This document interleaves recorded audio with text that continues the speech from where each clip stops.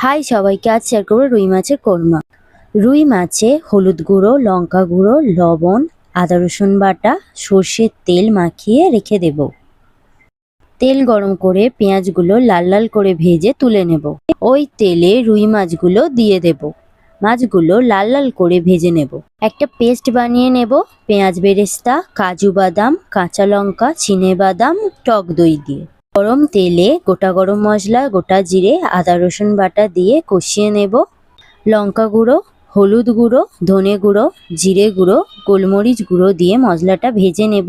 আগে থেকে বেটে রাখা মশলাটা দিয়ে ভালো করে কষিয়ে নেব। মশলাটা থেকে তেল ছেড়ে দিলে লবণ, চিনি, ধনেপাতা দিয়ে ভালো করে কষিয়ে নেব।